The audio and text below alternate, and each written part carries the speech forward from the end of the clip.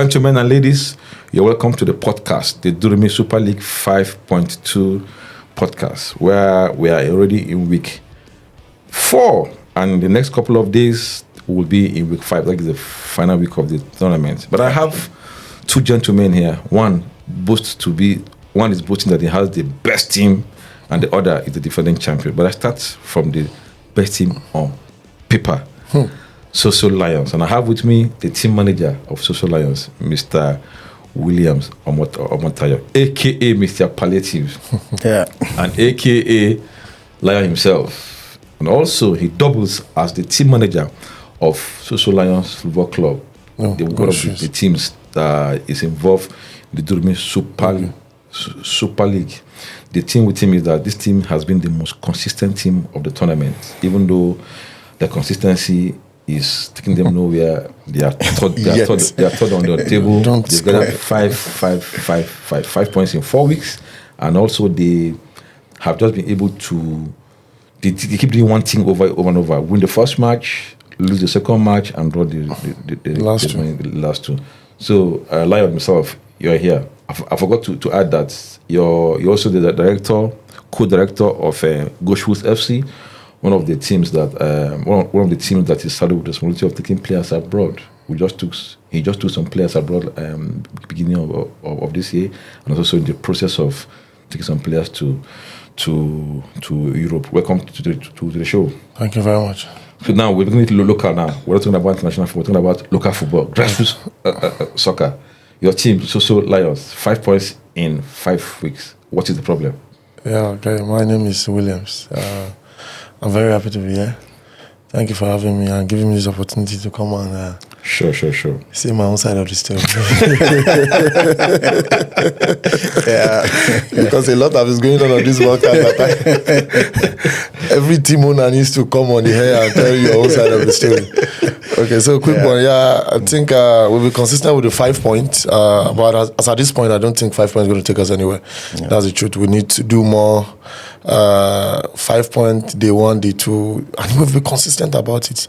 Especially my problem, is winning the first game and losing the second game. Then at the later end, just drawing the last 2. It's happened naturally. I don't know how it happens, but I don't know where it's coming from. I don't know what they are using. Nobody's uniting. You're just an African man. Because I asked Black Child, what is always going on? Last week, I said, now we've won this first game now. I can assure you second game we'll lose. He said, no, it will not happen. I said, Black Child, this thing, it don't happen from day 1. How far? He said, okay, no, he will talk to the boys before Onana. The best keeper we have on that pitch, yes. Onana. Yes. He came up and was just did that mistake. And it's so painful that the mistake is coming from him. Because if it was a normal goal, we know, okay, defenders misbehaving and all that, but not the kind of keeper he is. We know what he can do, and so him considering that kind of goal is just crazy. So it's really, really painful. And Edu has always been enjoying that fact that I don't know how. He has enjoyed 2 times. Okay, he won it. Yes, I think he has won twice. Twice, yes. Yeah, twice. We drew 2. I think I won 1. Yes, one. And we drew 1. So he has been enjoying keeper fault. So I wish that breeze too will blow to my gone ahead to save you lots of troubles. You would have considered so many. So no, there's a rivalry between me and you now. So every other person, if they beat me, it's just like the noisy neighbors in England. You don't have a problem losing to any other team, but when it comes to Manchester City. There's a problem. There's a problem. Yeah. So Edu Wolves, being the defending champion, and they see us as a threat. Yeah. So there is something we need to fight for, and it's time for us to we also need let to. Me know if you do allow you win it. But before I talk to Edu, let me introduce him first. He is Mr. Chinedu Anyebu. He is the team manager of Edu Wolves FC. This team is actually the best team at the moment. They're defending champions. They won it back to back. The first team ever to win it back to back, yeah. And also they are currently on top of the table. Mr. Edu, congratulations for. If the tournament ends today, you are champion. Just in case COVID 2022 comes back now, they will declare you winner of Super League 5.2. I want to start from last week. Last week was your second best week. We saw your performance on match day 1. You got 10 points. Yeah. That was a feat. I'm not sure many teams have achieved in the Super League. The second best team was Allen Wolves. Allen Foxes. They got 8 points. Yeah. And Bassi had 1 point. This one had 5. And also Sparrows had Goshen White had 4 points. So now he came back to the top of the table last weekend. I want to know the feeling, especially after having performed woefully on match day 4, where he had only 1 point. I mean, the entire team, Edu Wolves, were very excited to get back to the top, especially after the abysmal performance in the third week, where we got just 1 point. So, and for the first time, I felt, like I said earlier, how Bassi felt the match they won, where he got 0 points, And you remember, Bassi Sparrows were also tipped to be possible champions. Those in pole position to win aside the Soso Lions. So, for them to play the first week and lose all the matches, I felt what they felt that match day. So it was terrible for the team. So going back to the top is the best thing that will happen to us. That's a very good feeling. And I'm not sure you guys will understand. We saw you made some changes, some technical amendments to your team. Yeah. You bragged during the week. You said you're going back to the top. But it only happened when you made that adjustment. And we realized that it affected so many players. They didn't play on that day. Will you be proud to repeat such feat? I think, first of all, what we did was to look inwards and see what we need to do to strengthen the team. Because we realize we have what it takes to retain this title. However, not going to be very easy. And, of course, we prepared for that. But having issues internally, we all agreed that we needed to find a solution and try to bring up people who will fit the formation. It's just about formation, actually. So we did that, and it worked for us. I don't think there is a reason for any manager to change a winning formation. Okay. Manager won't change a winning formation. The Lion, you are playing the last week. After you guys scored a goal against, was it? Goshen White Tigers. You had to make a substitute. Look, that was 2 weeks ago. That was match day 3. Yes. When you scored a goal. Yes. You left the pitch. Yes. Blackchard was out already. He was in. He was in, usually. Yeah. So, are you seeing yourself? Will you say the day you left the pitch was a mistake by you? Because it was after you left. Okay, it was when I left and I got the goal. Will you say it was? No, I won't say it. It's not because I left, because it's not about scoring goals. Because usually the formation is when we have a goal, especially if you have a goal scored already, maybe, usually each game is 15 minutes. We manage for like 10 minutes. I think the 5 minutes should, okay, if another goal is not coming, okay, I think it's time for me to come out and let's see how we can defend the goal so that we can get our 3 points. So it's just a tactical game of, it's just a tactical way of for us to be able to win the game. So, but I think what happened that day was just, mistakes happen in football. I think it was Ifeanyi and Blackchild. So Ifeanyi was supposed to leave the ball for Blackchild, but all of a sudden, Willie and Henshaw combined. No. Okay, Willie threw the pass. Yeah. The pass came from Willie that day. So Blackchild was in front. What Ifeanyi was supposed to do is go to Henshaw, but he was still trying to, the two of them were trying to hit the ball at the same time. So it ricocheted to Henshaw, a wonderful player. He didn't even look at it. The way he scored the goal, turning his body and, picking a spot was just wonderful. So looking at all the whole teams that have played with you, you just said that formerly you said Edu Wolves seem to be the most difficult team for you. Don't you think Bassi Sparrows are also a team you have to consider as a threat? Because look at the way they have been coming from 0 points to 10 points to 5 points, and they got how many points over the weekend? I think another 5 points. Another 5 points. Yes, 5 points. They were 16. They were 16. They are on 20 points now. Yes, 21. They are second on the table. People keep saying there are no threats. Even Blackchild last week said they don't have a plan. It's just to lob the ball to Namaye, and Namaye will score the goal. We saw what is the Masalat scored their only goal. They scored only one goal. Yes. That was the only win. I think mostly last week everybody won just one game. And only Allen did not win at all. Yes. Yeah. And also had chances to score in that match. Don't you think Bassis Sparrows are also a threat? So far you're in this game, I don't think anybody can be swept under the carpet. Every team is important. Yeah, so far you're in the competition. Even if you are bottom of the table, that team can cost you being the first on the table. So every team cannot be, you cannot see Bassis Sparrows and say, I bet who did they know. They are also a good team. So, but everybody has his own formation. And Bassis' formation is to feed on the left, on the remainings. Like him packing the bus. Are you hearing what you're saying? In case you want to play Bassis Sparrows. But I agree with what Blackchild said about Bassis' team. I mean, the whole team in this tournament, they are balanced in a way. Yeah. And them being balanced does not mean they have the same talent of players, but in positions. You see, where we have Goshen White Tigers being dangerous up front, and now Allen Foxes also being dangerous from the mid forward. You have teams like Bassis Sparrows being difficult. I mean, to break. Allen Foxes, Goshen White Tigers, sharp forward. Bassis Sparrows, Edu Wolves, I think so. Strong defense. Yes. So to compensate for those positions and the sectors where you have quality in other teams. So this is the only team, Soso Lion, where we think they are more complete, right? So I agree with Blackchild on the Bassis strategy. And I think it's fair to them. They don't have much to do. They defend. They rely on Namaye, who we know is a prolific striker. I mean, you give him half a chance, he's likely going to convert that. Yeah, sure. So and it worked for them. For them to come from 0 point to 21 points. Second.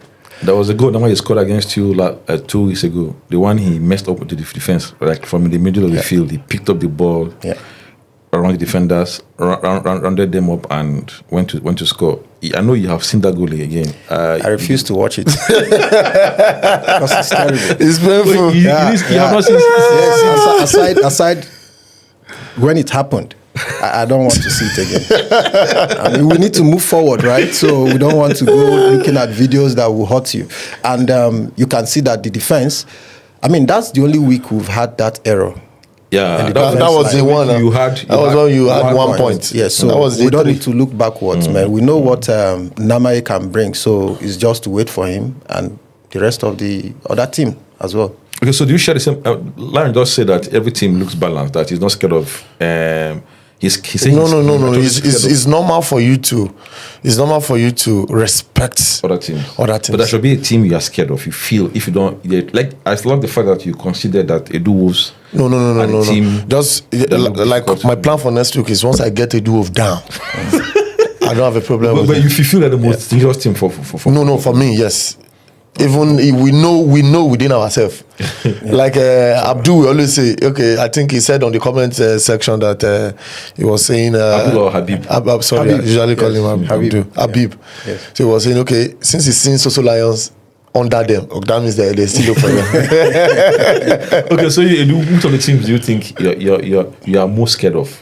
Soso Lion, of course. I think we all agree that they are the most complete team. I don't know what's keeping them behind, but we're happy seeing them behind. And each time we play them, we feel this is where we need to put in our energy. And most times it has paid off. And maybe we also feel after playing them, we relax a little bit and then get to drop points.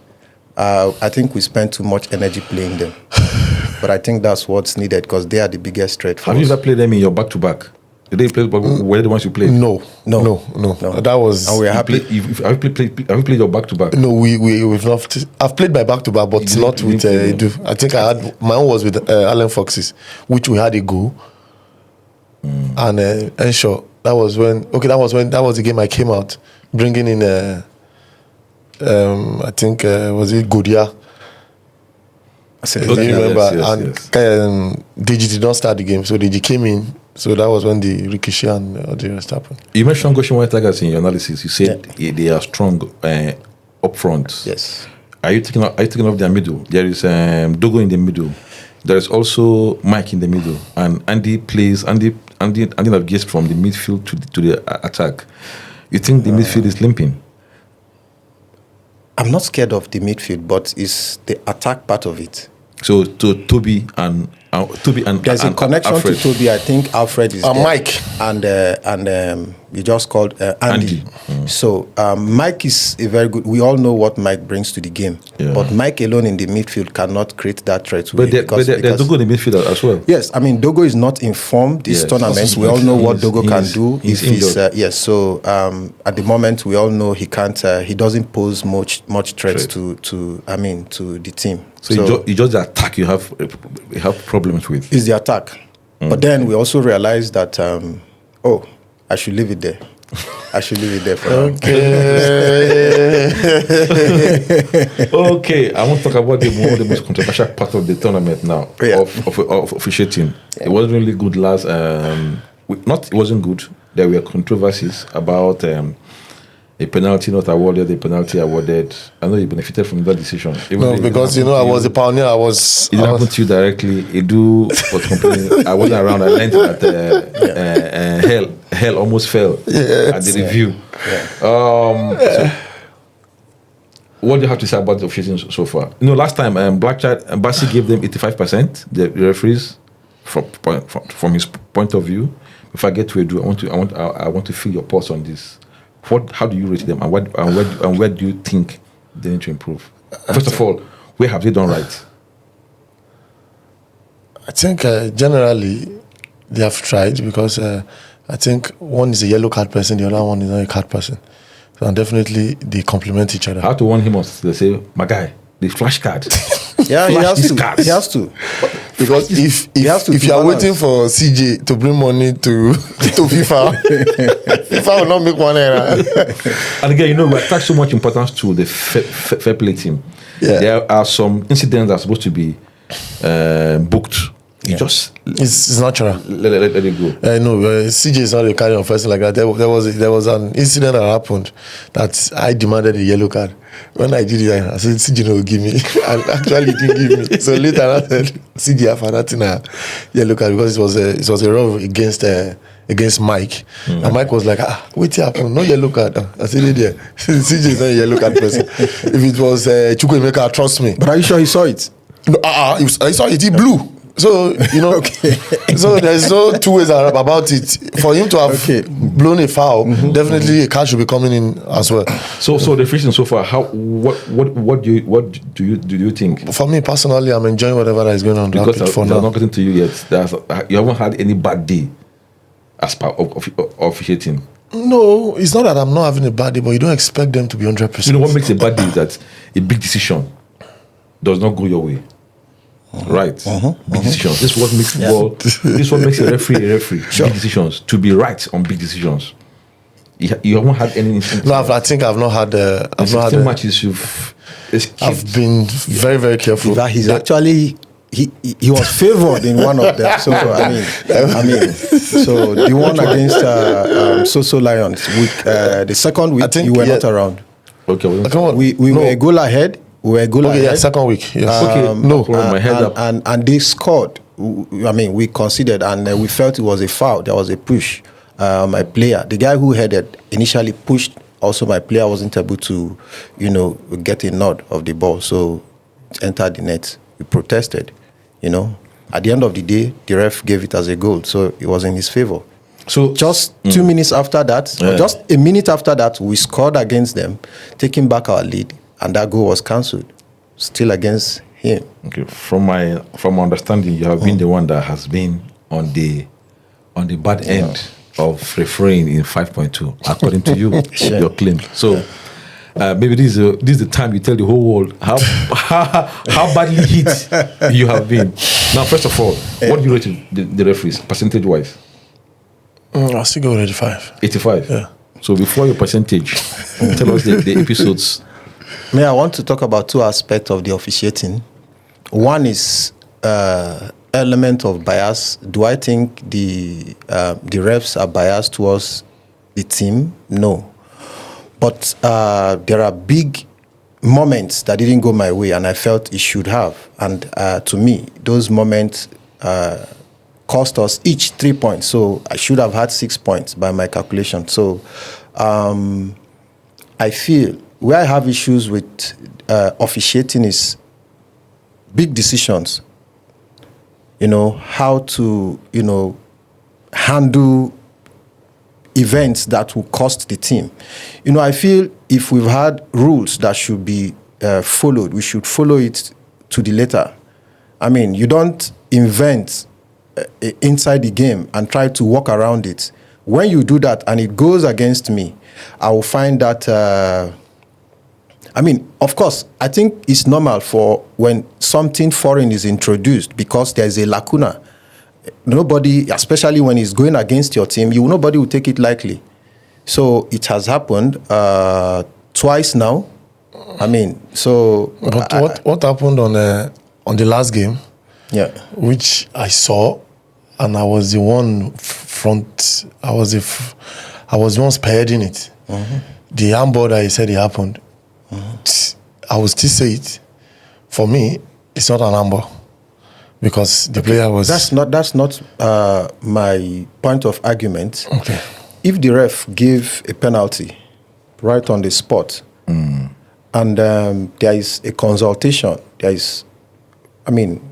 as we agreed, the VAR will play advisory role. So, but to me, the VAR is not complete without the video.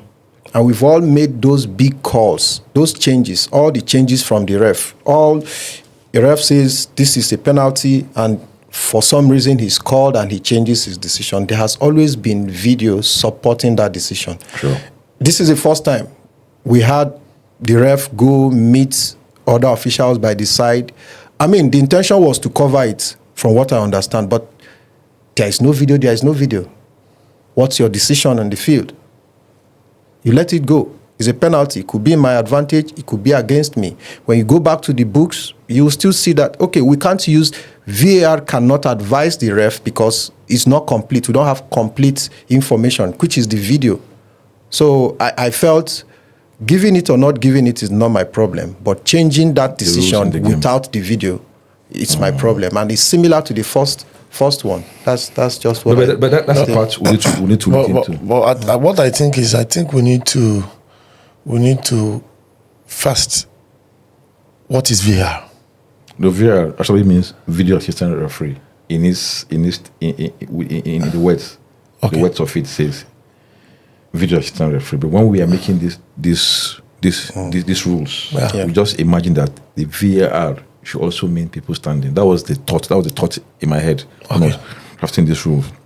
Yes. So, but I like the fact that you found out this hole in it. It is where we make progress next time. Yeah. You remember the red card issue? Yeah. The previous rule says that a player shown the red card will miss will not play that throughout whole that day. week. Yeah. But when the rule was reviewed, and he has a point, he's looked at it and saw that they didn't capture red card not playing, which means those that read it didn't actually study it. He studied it and showed us, and we couldn't blame him for it. He has a case. For the team that suffered it the first time, Allen Foxes, if they had gone to the rule books to see that we are not supposed to go out, probably they would have had a case. I have a defense for that. Like you say in law, the law is not for the Christmas to anybody. You have to. No, as at this point, there's Father Christmas. I can give you a case. Ignorance is not necessary. But your verdict, your percentage. Why? Because I want to marry the two. Like I said, they are not biased. I don't think they are biased. But if I have to marry the two, with I will give them 45%.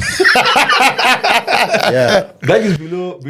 Yes, because what is taking 6.6? Watching this podcast. Yes, what that means is that a ref can't just go ahead to make mistakes. When you have standard tournaments, a ref is penalized if your performance is reviewed and is seen to have cost a team significantly, right? It's not just an offense because it just happened. If it goes ahead to cost this team, not your intention to be biased, but you were not detailed enough. You didn't think through, you didn't consult. Maybe you, and it cost that team. It's against you, whether you are good or bad. But for me, so you are the only one. No, I'm scoring from my side. Yes, now you know. You but said, like I said, you said they removed 6 points from you. Imagine you having 6 points. 4 actually, because you drew those matches. Oh yes, It was a draw. Sorry, 4 but then, points. this decision he took, I can see it here to the whole world. It's the right decision. So when the ball hit that guy, I saw it as a handball. I told him it was a penalty. He asked me what was I say penalty. Exactly. I told him, hold on.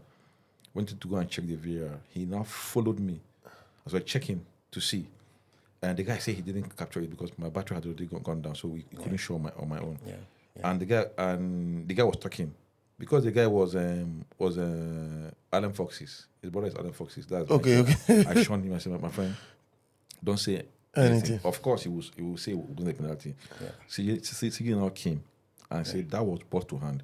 That was when the hand was in a natural position. The idea came to my head. This could be ball to hand. Because I just saw handball. When I was saying it, I just remember that, okay, I saw Vega's hand actually down. Yes. Vega's not an so the referee said he saw the hand, but he didn't know what it was. His handball, everybody just said handball, and the Vega stopped. Everybody stopped. Which was a handball? Was it a penalty? He couldn't say because the player was blocking him. CJ was not saying it was. CJ was just trying to explain. I was telling the referee, what do we do? Referee says, so what do you think is the best thing to do? I said, what does and the referee himself said he didn't see it. What is the best thing to do? Referee now said, okay, from what he has seen, before God, nobody imposed it on him. He just said, from what he has and gathered. For the fact I'm trying to reconsider my first decision being a penalty. It's not a penalty.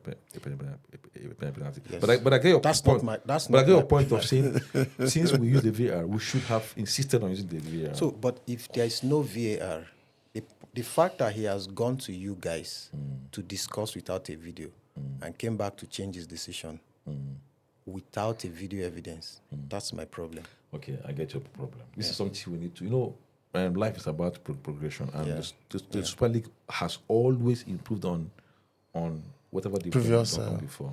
Yeah. And I think it is on this improvement note that the podcast will come to an end. Yes. I'm so happy to have had these two gentlemen with me this on this episode.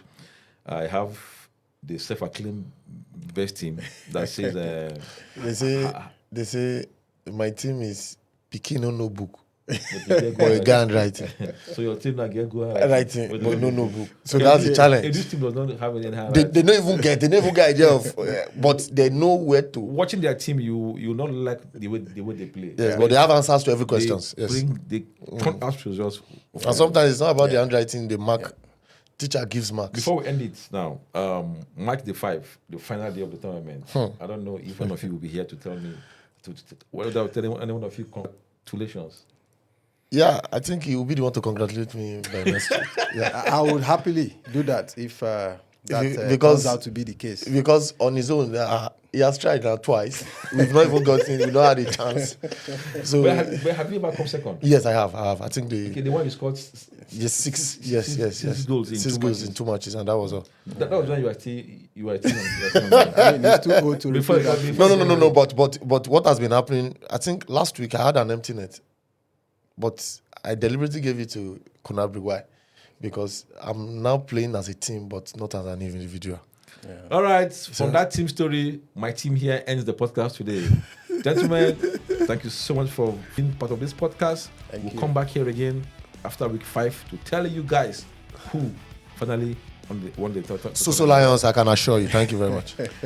Goodbye and God bless you. Amen. It's your rap, yo.